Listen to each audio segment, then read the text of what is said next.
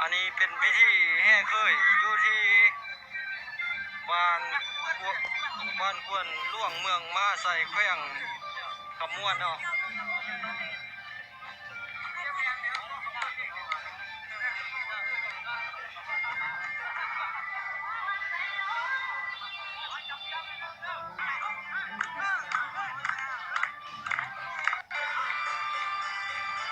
อันนี้เป็นเงื่อนเจ้าสาวที่เจ้าบ่าวจิมาเนาะ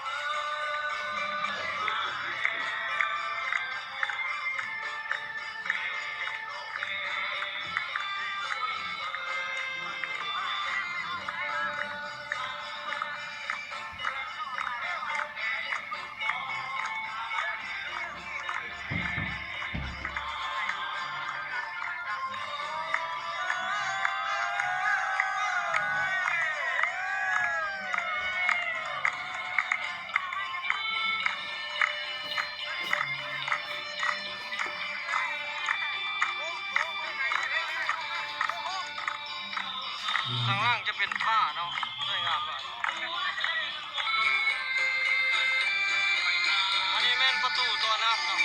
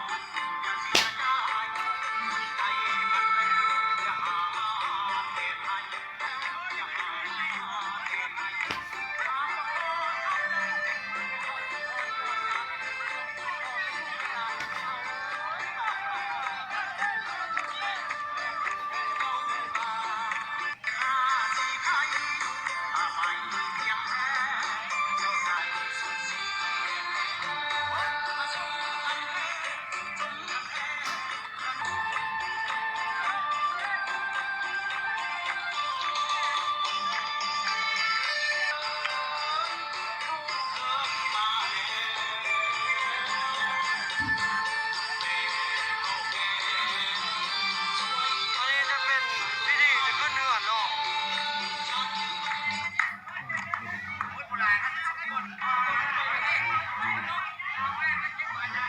ตอนนี้แม่นจะขึ้นขั้นใดเรือนเนาะ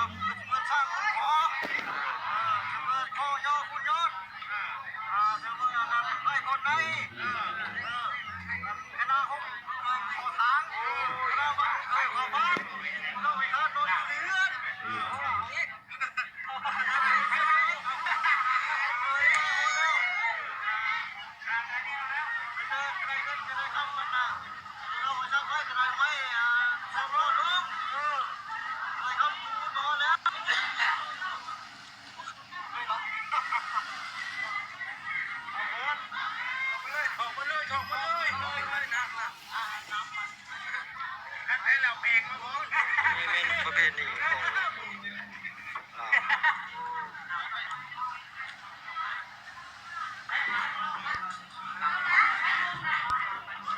อืม